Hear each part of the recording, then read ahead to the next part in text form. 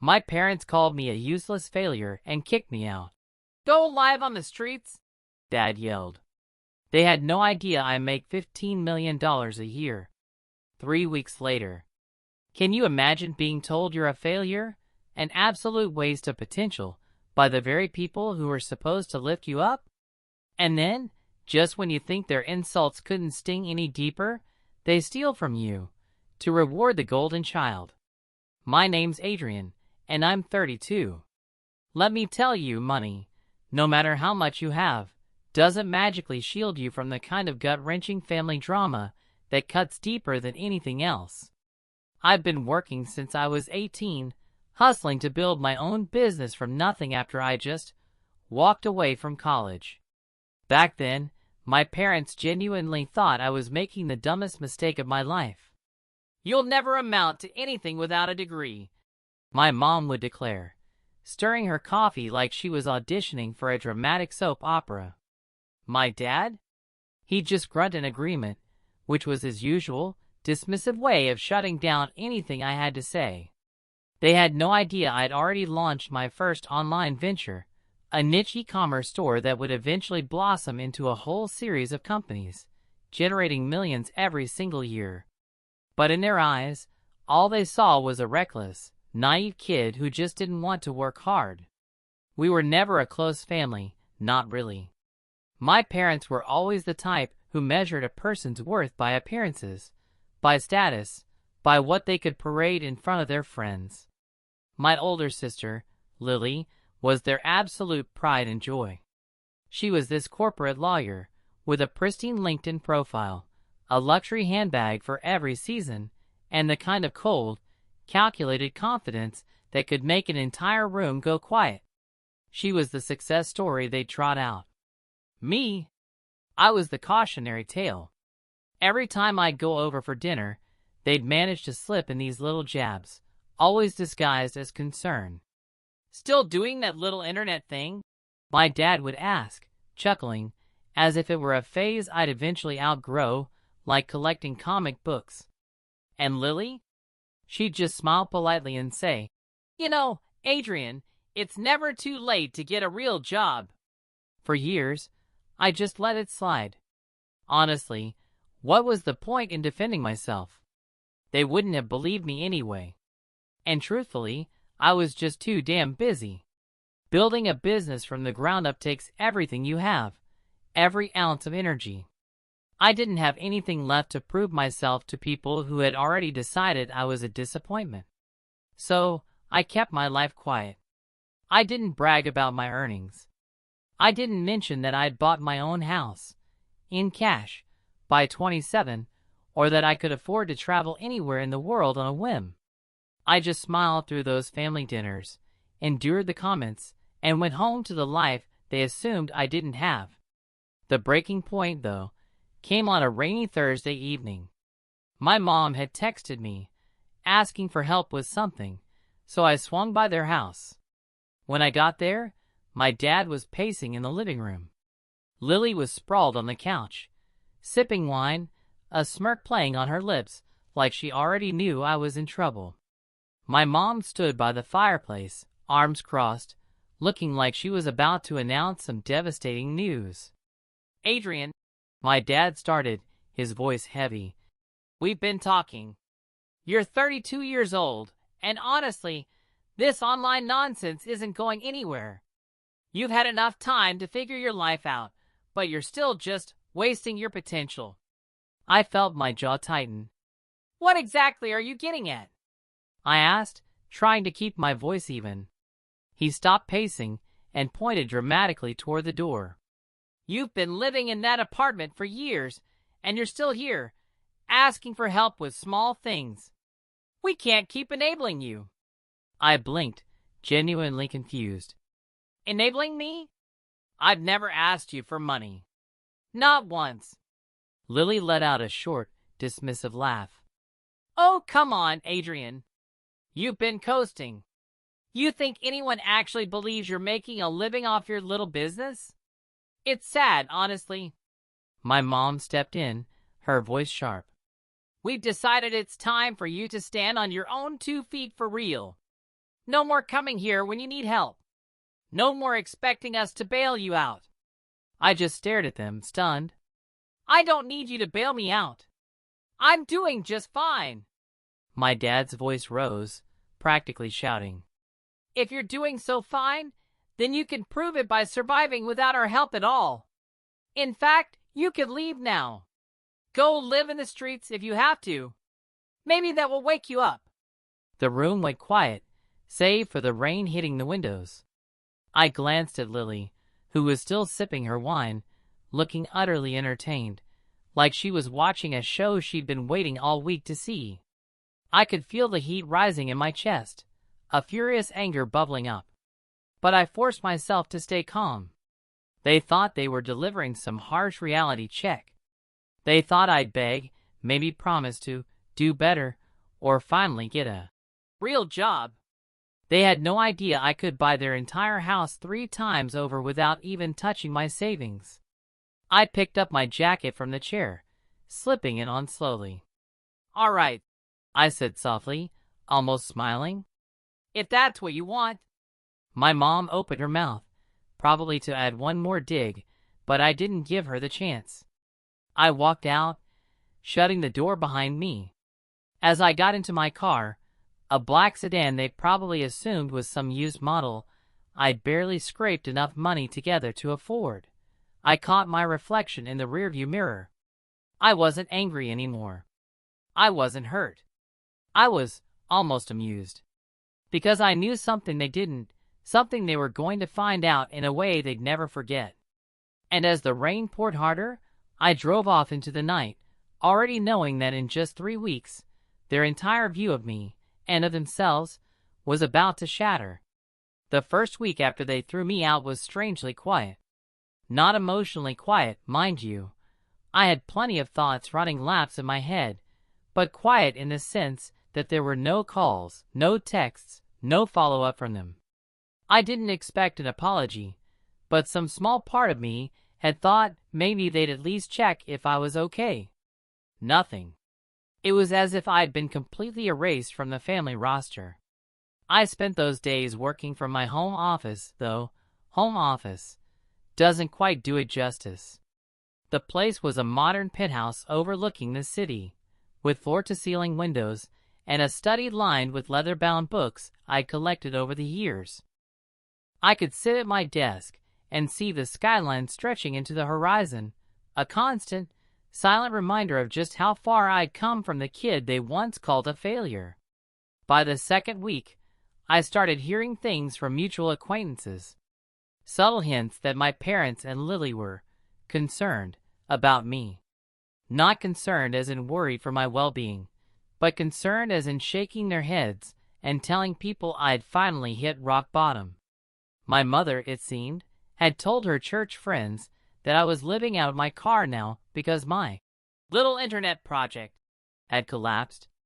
Lily had apparently told one of my old high school friends that I was finally learning life's lessons the hard way. They weren't just painting me as a failure. They were actively building the narrative. One night, I got a text from my cousin Jacob, one of the few family members who had always treated me like an equal. Jacob, hey man, I overheard something tonight. You okay?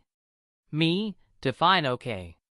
Jacob, your mom was telling people at dinner that you're basically homeless. She said, you'll probably come crawling back soon. Me, interesting. Jacob, also, Lily made a joke about maybe letting you do odd jobs for her firm when you're desperate enough. She said, you'd look good fetching coffee. I stared at that last message for a long while, just letting the words sink in. It wasn't surprising, really.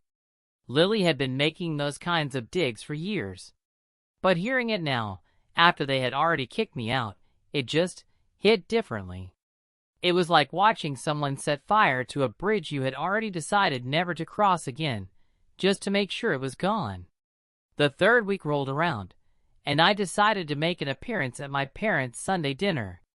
Not as a guest, of course. I wasn't invited, but as an observer.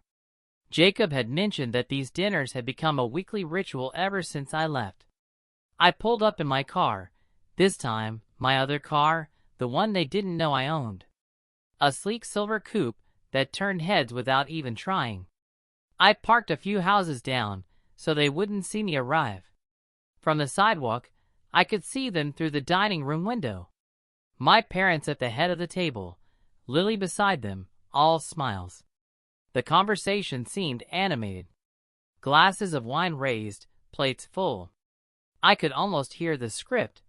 Lily talking about her latest big case, my parents beaming, and then, right on cue, a mention of how ungrateful I'd been, how I'd wasted my potential. I wasn't angry anymore. No, what I felt was something colder, something sharper. This wasn't just about me leaving their house. This was about the fact that they were actively using me as a cautionary tale to make themselves look better. They were rewriting my entire life into a failure story because it made them feel righteous and in control. 2 days later, I got a call from my mom. Not to reconcile, but to ask for a favor. Her tone was light, almost mocking. "Adrian, darling, your father and I are going to need your help moving some old furniture next weekend. Since you've got nothing else going on, you should have the time." I had to bite the inside of my cheek to keep from laughing out loud. "Sorry, I'm busy," she sighed, like I was being difficult on purpose. "Busy with what?" "Work." She let out a small, knowing laugh. "Of course, your business. Well, try to make time for family, okay? You might need us someday." That was the moment I realized just how deep their condescension ran. They genuinely believed they were the safety net I'd fall into when life inevitably crushed me. They couldn't even fathom the possibility that I didn't need them. Hadn't needed them in years.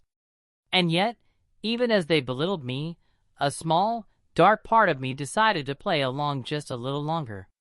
Because if I revealed everything now, the impact wouldn't be nearly as satisfying as it could be. No. I'd let them stack the insults, pile on the false narratives, dig themselves deeper into this hole they were building. Because when the truth finally came out, I wanted it to hit them so hard they'd never recover from the embarrassment. And that moment was coming much sooner than they thought.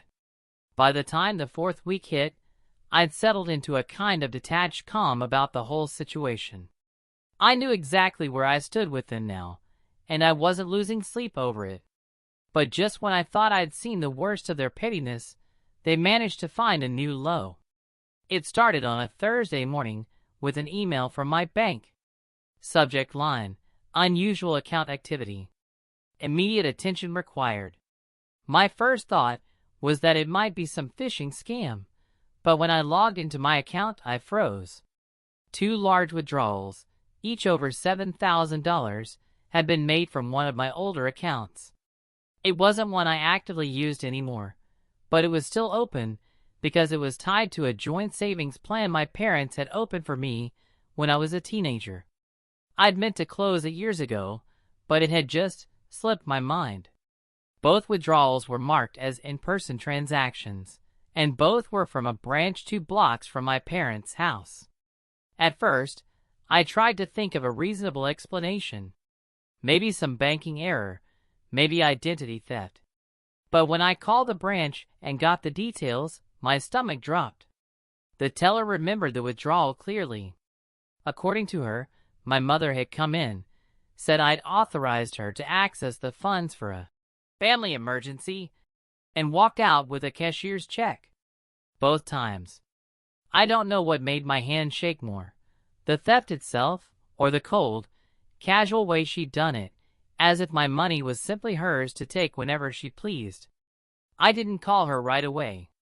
I needed to be calm, and right then, I was anything but. Instead, I called Jacob. "You're not going to believe this," I said, explaining what had happened. There was a long pause on his end. "Adrian," he finally said, "I think I know where that money went." "Where?" He hesitated. "Lily just put a down payment on a new luxury SUV. She was bragging about how it was a gift from the family for all the hard work she does." The words hit me like ice water. It wasn't enough for them to treat me like a failure. They'd actually stolen from me to reward Lily. My mother had literally walked into a bank, emptied my account without permission, and funneled the money straight to the golden child, probably while telling herself it was perfectly justified. That night, I drove to my parents' house. I didn't go inside. I wasn't ready for the confrontation yet, but I parked across the street and just sat there, staring at the warmly lit windows. Inside, I could see them in the living room. Lily was holding up a set of car keys, and my mom was taking a photo, probably to post online later. My dad was laughing, clapping her on the shoulder like she'd just won some award. I don't remember how long I sat there, but I do remember the feeling in my chest shifting. Up until now, there'd been some faint, lingering thread of loyalty that held me back from going too far. But in that moment, watching them celebrate with my money, that thread snapped clean. Later that week, I got a text from my mom. "Hope you're not upset about the savings account. It was just sitting there, and your sister needed help. You'll make more money someday. Family comes first." I stared at that message for a long time. No apology, no acknowledgement that it was theft, just a smug, almost patronizing justification. I didn't reply. I didn't have to. Because in that moment, something inside me shifted from quiet endurance to a cold, hard resolve. This wasn't about proving my success to them anymore. This was about showing them that the bridge they burned wasn't just gone. It had been replaced with a fortress they'd never get near again. And they were about to learn exactly what that meant. After the SUV incident, the air around me felt heavier. Not in the sense that I was collapsing under it, but more like the oppressive atmosphere before a storm. I wasn't angry in a hot, impulsive way anymore. It was a quieter kind of weight, the kind that settles in your bones and doesn't let you forget. I didn't tell anyone else about what had happened.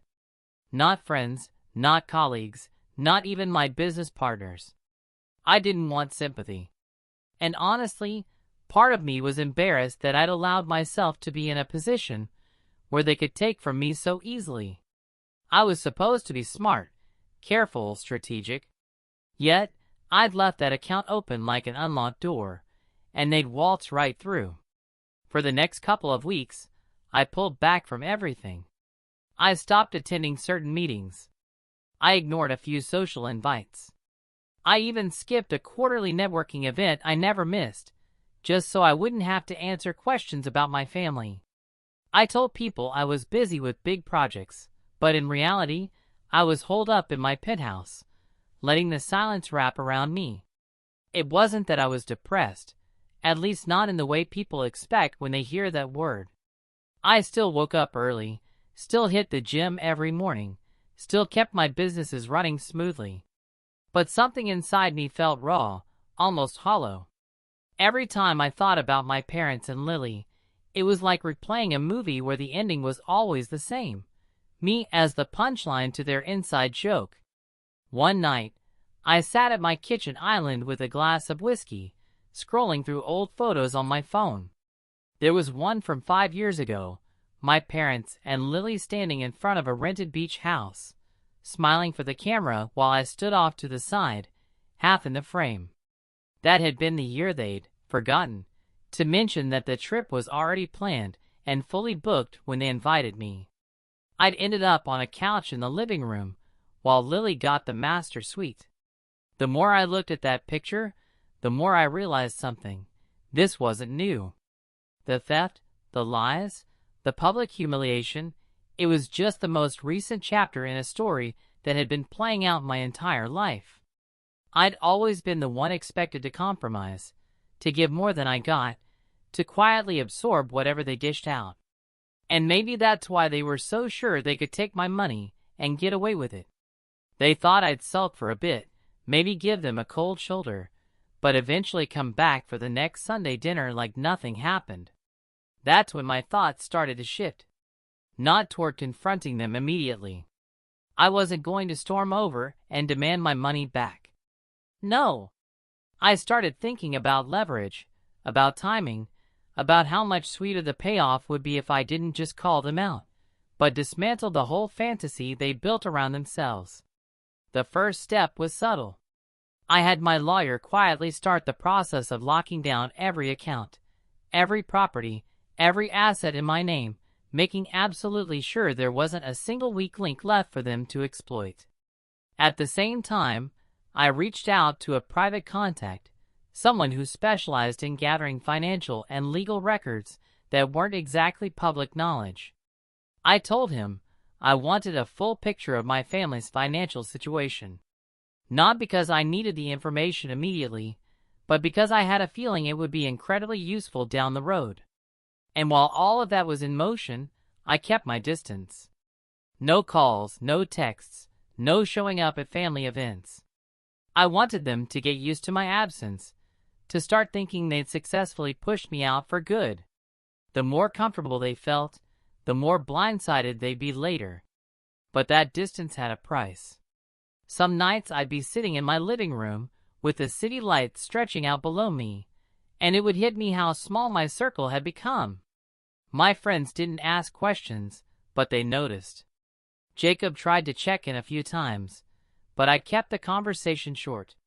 It was just easier to stay in my own head than to explain what I was working toward. I knew I was isolating myself, and I knew it wasn't healthy, but I also knew it was necessary. Because when you're planning something this big, you can't afford loose ends. You can't afford to be sloppy. And quietly, in the back of my mind, a date started forming. I didn't circle it on the calendar, didn't write it down anywhere, but I knew when the moment would come, and I knew exactly where they'd be when it happened. The shift wasn't dramatic at first. It was more like turning a dimmer switch. One week I was keeping my head down. The next I was leaning back into my routines with a precision and focus I hadn't felt in months. I dove into my businesses with a renewed clarity, almost like I'd been coasting before and hadn't realized it. My flagship company had been doing well for years, but there were two expansion projects I'd been putting off. One in Europe and one in Southeast Asia. I greenlit both within the same week. That meant hiring new teams, forging partnerships, and locking down multi-million-dollar contracts that would cement our brand globally. And I wasn't just doing it for the revenue, though the numbers were staggering. I was doing it to ensure my influence and reach were undeniable. I wanted my footprint to be so big that when the moment came, there would be no question in anyone's mind about who I was and what I'd built. At the same time, I started networking again, but with intention. Instead of generic business mixers, I attended high-level investor dinners, tech summits, and charity galas. I made sure to be seen in rooms my family could only dream of entering. I shook hands with people who could, with a single phone call, change the trajectory of an entire industry. And I did it quietly. No social media bragging, no press releases, because I wanted this to be something they discovered on someone else's lips, not mine. By mid-year, one of my smaller companies, a software startup I'd invested in, had been acquired for 8 figures. My cut alone was enough to buy half the properties in my parents' neighborhood outright. The same week the deal closed, I wired a significant portion into an investment account that was already overflowing. The rest I reinvested into ventures that would keep the growth compounding. But the real power wasn't just in the money. It was in the connections. Over coffee in Manhattan, I met with an influential editor from a national business magazine. We talked shop, and somewhere between the cappuccinos and the check, she floated the idea of doing a feature on self-made entrepreneurs who had been underestimated early on. The irony wasn't lost on me. I didn't confirm anything then, but I kept her card in my wallet. It wasn't time yet. Meanwhile, the reports from my financial contact were trickling in, and the picture they painted of my family's situation was enlightening. My parents' retirement savings were thinner than I thought. Lily, despite her high-paying job, was sitting on a mountain of debt from a mix of bad investments and a taste for luxury she couldn't quite afford. That SUV, the one they stole from me to make a down payment on? It barely covered the initial fees, and she'd quietly taken out a second mortgage on her condo last year. It wasn't just satisfying to know. They were vulnerable. And that meant when the time came, the impact of my next moves wouldn't just be emotional. It would be practical, tangible. On the surface, though, I kept my distance. The family still held their Sunday dinners, still spoke about me in the past tense, still fed the narrative that I was finding myself somewhere far from reality. But through mutual acquaintances, I began to hear little cracks forming in their certainty. A friend of Lily's had apparently spotted me at a luxury hotel in Singapore, mid-meeting with a group of sharply dressed executives. My mother's hairdresser mentioned that she'd overheard someone talking about a CEO named Adrian closing a massive deal overseas. The rumors were starting to reach them, and though they didn't confront me directly, I could feel the curiosity and unease building. I didn't rush it. Power is best revealed in controlled doses, and I wasn't interested in wasting it on a premature showdown. No, I wanted them to be off balance, second-guessing everything they thought they knew, right up until the day I pulled the rug out from under them completely. And when that day came, it wouldn't just be about proving them wrong. It would be about changing the dynamic forever, about making sure they understood without a shadow of a doubt that whatever role they thought they played in my life was over. The thing about revenge, you see, is that it's not about speed. It's about precision. You don't just strike the moment you get the chance. You wait until the moment is so perfect, so airtight, that your move can't be undone or dismissed. By now, the information my contact had been gathering was complete. And what I saw on paper confirmed what I'd been suspecting for months. My family's image of stability was mostly smoke and mirrors. My parents were on the brink of needing to downsize, but refused to admit it publicly. Lily's financial situation was far worse than I had thought. Maxed out credit cards, high-interest loans, and a lease on that SUV she could barely keep up with. She had even started skipping payments on her second mortgage. One piece of information, however, caught my attention more than anything else. Buried in my father's financial records was a note about an early investment in a small property development company, one that had been quietly circling the drain for the past year. The kicker? My father had personally guaranteed a loan for the company. If it went under, he'd be on the hook for the full amount, well into 6 figures.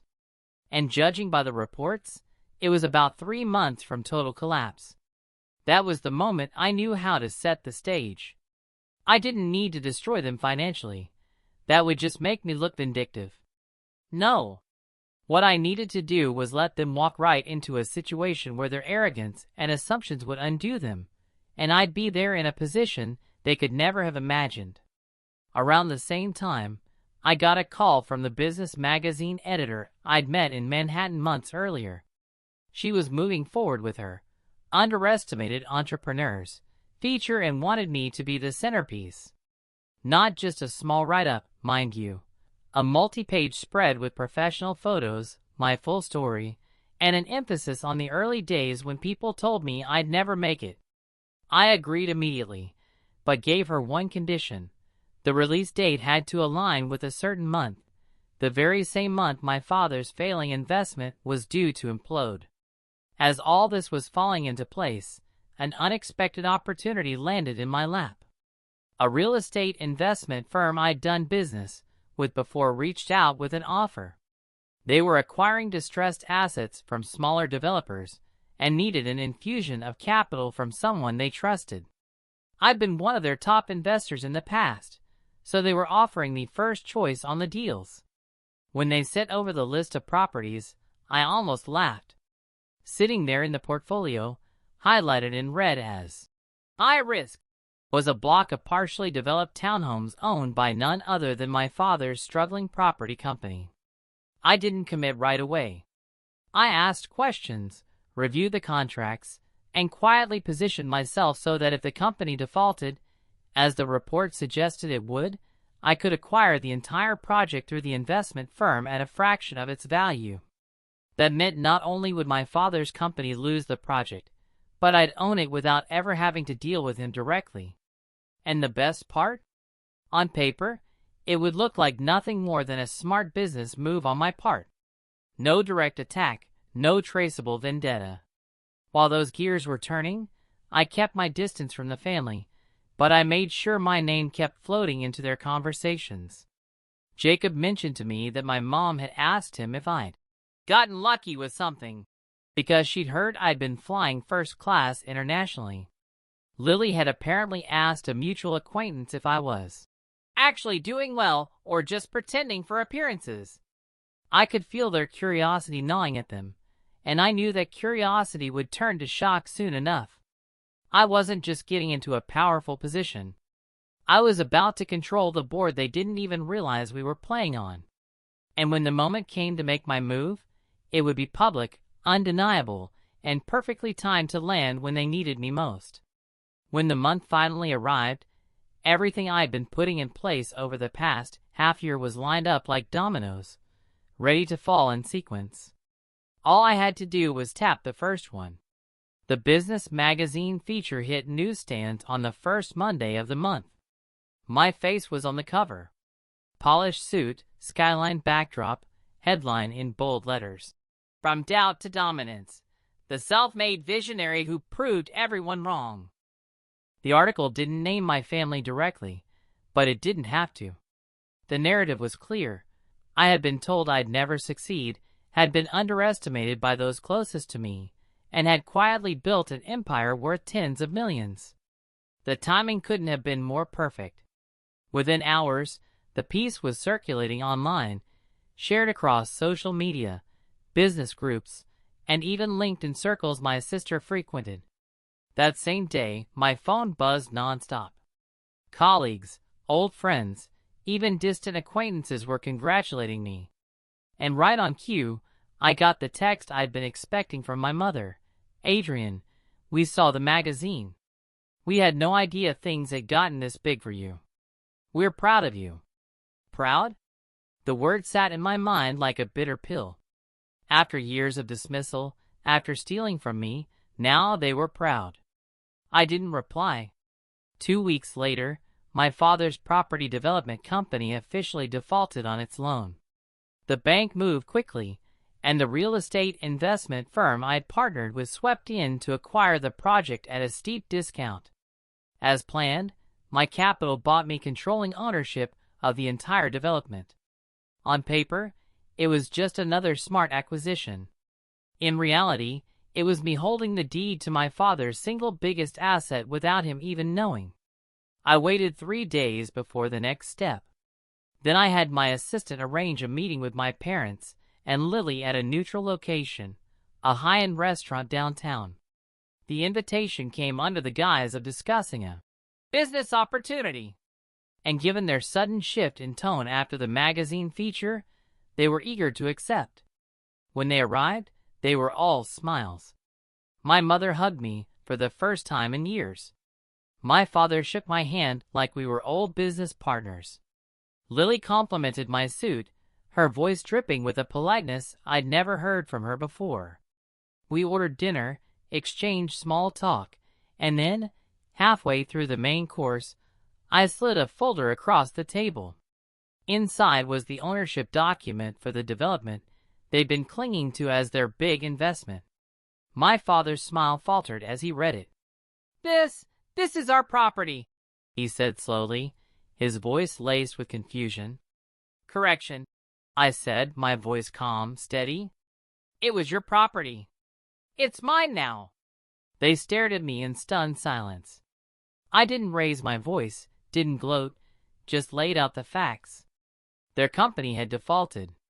The bank had offloaded the project. I'd bought it legally at a fair price through an established firm. I explained it the way a surgeon might describe a clean-cut, precise, unemotional final. My mother's cheeks flushed red. "Adrian, how could you? How could I?" I cut in, my tone sharpening just slightly. The same way you walked into my bank account and took my money without permission. The same way you gave it to Lily like it was yours to give. The same way you kicked me out of your house and told people I was homeless. I just learned from the best. Lily's jaw tightened, but she didn't speak a word. My father sat back in his chair, eyes darting between the papers and my face. For the first time, he looked small to me. Not in size, but in presence. I leaned forward, resting my elbows on the table. The difference between you and me is that I didn't have to lie or steal to make this happen. I played the long game, and now, when this development turns a profit, and it will, not a cent will have your name on it. The table was silent, save for the faint clink of cutlery from nearby diners. They didn't argue. They didn't apologize. They just sat there, the weight of what had happened settling over them like a heavy fog. I finished my meal in silence, paid the bill, and stood. "Enjoy your evening," I said, my tone polite, almost casual. "Oh, and don't worry about the staff at the development site. I've already told them the change in ownership won't affect their jobs. Just yours." And with that, I walked out, leaving them sitting in the warm glow of the restaurant chandeliers, the reality of their new position in my world settling in like a cold wind. The fallout came faster than I expected.